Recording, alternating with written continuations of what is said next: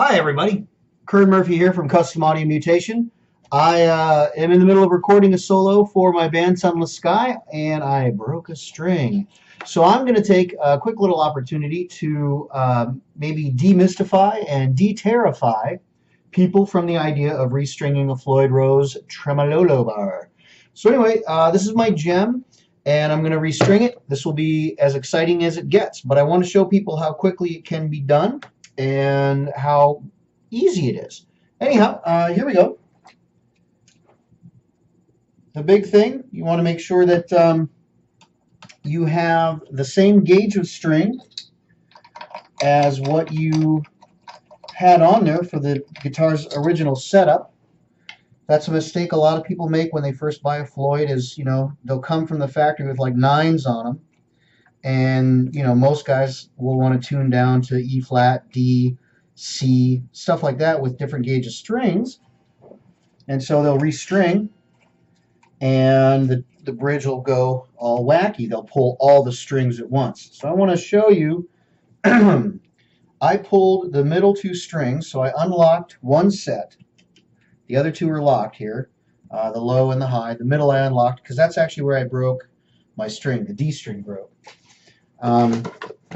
So when I'm doing just a regular restring, I will actually start with the low strings, then go to the high, then do the middle string set.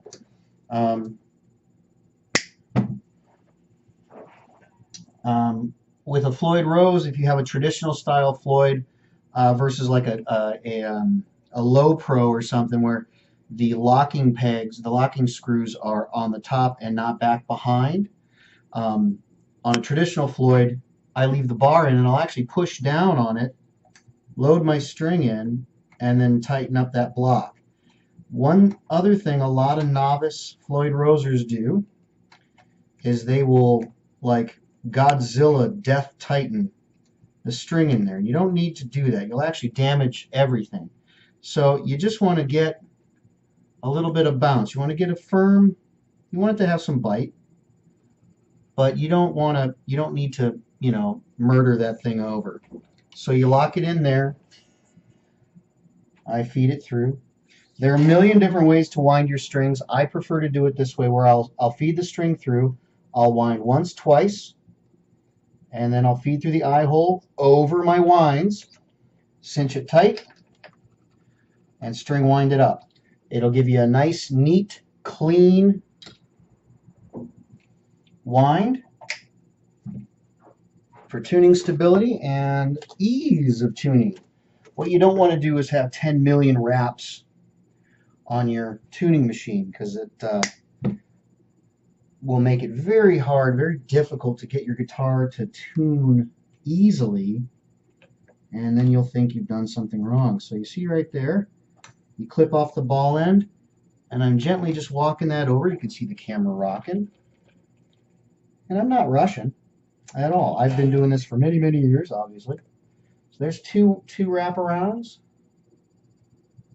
And through the eye hole of the tuning machine, over my winds, and then I'll bring it up to pitch. I'm not actually worrying about pitch. If you go a little sharp, that's actually good because your strings have been coiled in that package. So when you go and put them on your guitar and you put them up to tension, that wrapped thing that the string has been sitting in is actually coming out. That's part of the stretch. And what I'll do is I'll then grab, this is still unlocked, I'll grab, and you can see I'm pulling up and kind of going in a circular motion like this. And I'm holding the string down on the neck and walking up the neck. And this is doing a couple of things. One, it's taking that stretch out. Two, it's seating it across the nut. Any kinks, plinks, or tinks will come out. And it's also pulling it taut against the tuning machine right here. So I didn't do that on the D, so I'm going to walk that booger as well. And this is something I do. So this helps stretch and seat. I will grab my ever-trusty snack, turn that booger on, and I'm way high. All right, cool. There's that guy. Now watch this. Here's the thing. Don't worry about the guitar being perfectly in tune right now. So I'm going to lock that down. And notice how, again, I'm just kind of bouncing it tight. I'm not doing murder tight. Murder tight breaks things. There's no need for it. So then I'm going to do the low E and the low A.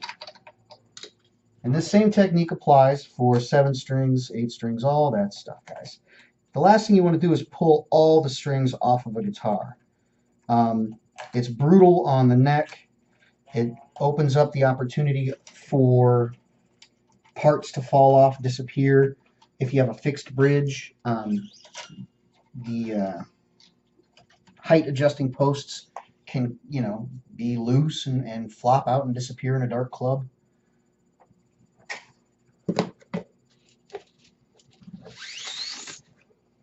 So, and I got a bulk set of Diodario strings that I use for all my guitar builds and for my bands. I'm a big fan of Diodario.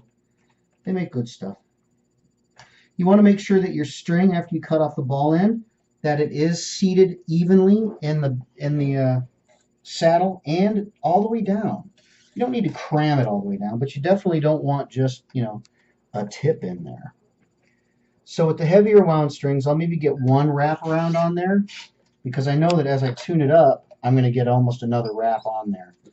And I'll kind of walk the string in the eye hole to cinch that down. And you'll feel the string tink and shift around in there. And that's good. That means that you're getting a good seat on the tuning machine. Which means that if you're live and you're crazy out of tune, which happens to me sometimes, you're able to unlock, get that booger in tune really quick, and lock back down and be ready to play in tune and have an awesome show. So one thing on the low E and A, I pull the locking pad off of my Floyd nut. Make sure you don't lose it, because that's another thing that sucks. So again, one wrap through the eye, tuning key. Helps me. A good set of clippers. Cut your strings. Don't leave them dangle. You can put out eyes. Plug yourself into an electric socket like a dingbat. I did that once. Get yourself thrown across a room. And I'm going to walk my strings.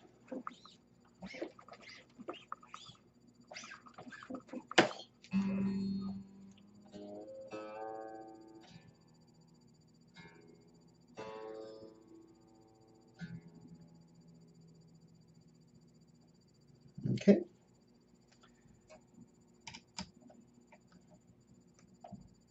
And again, you see, just tightening it down, not murder tight, just good firm tightening. Because replacing parts on a Floyd is expensive, and there's no need for it. I bought this guitar back in 1992. The original owner. This is the original bridge and the original locking nut. The original blocks, all the string blocks, all that stuff. It's all original. So when you do things right, you don't destroy your gear.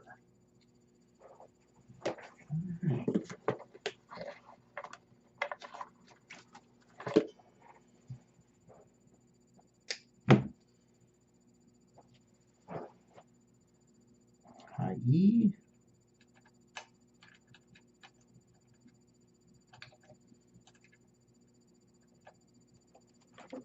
Again, just walking that over. And now the B string.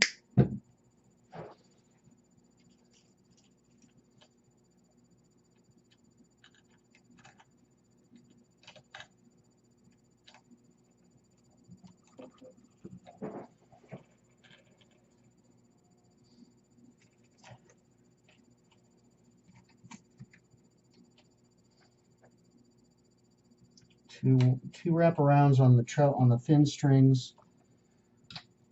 Put it through the eye hole over my wraps, nice and clean. Cinch it, and you'll see. Oh, hey, look at that! I do that every time for some reason.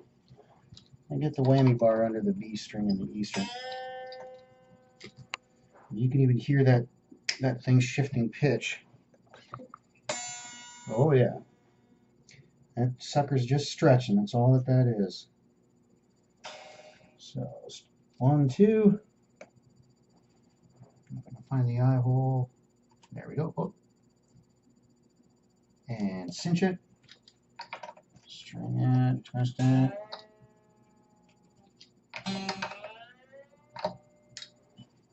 Okay, I'm going to walk my E and my B. The E and the B are pretty notorious, as well as the G, for giving you a lot of stretch when you first restring. So, where's my Mr. Tuning Peg? I mean Mr. Tuning Machine, Mr. Snark.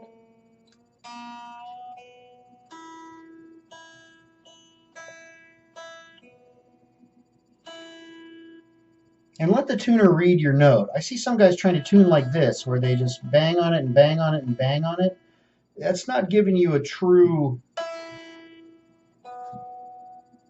tone, a true note. It is a self-defeating kind of thing. So now that that guy is tuned up, the B and the E, I'm going to stretch everything. Oh, there we go. I'm going to unlock all the nuts.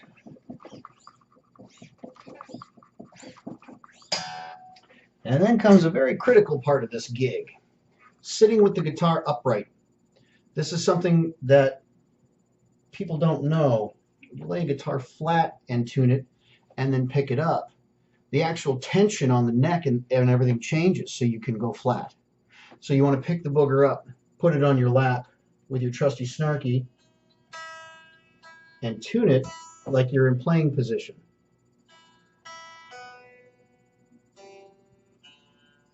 Look at that D, baby.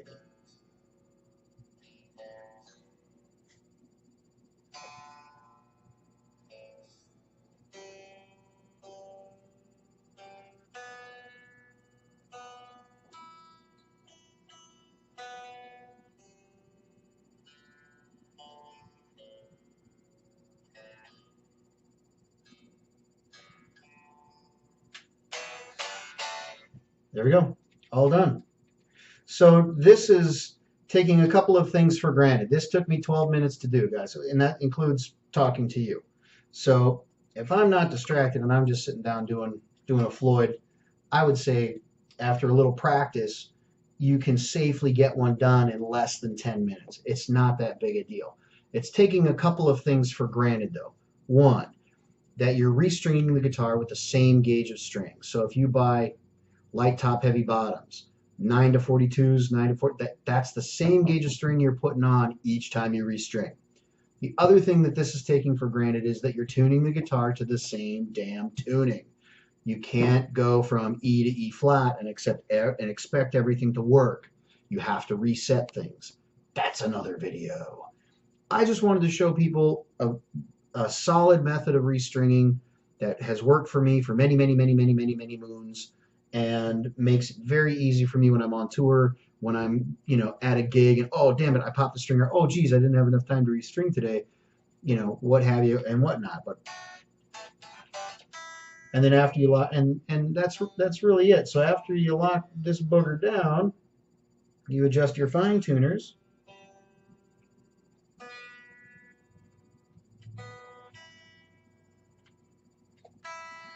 And you should be good.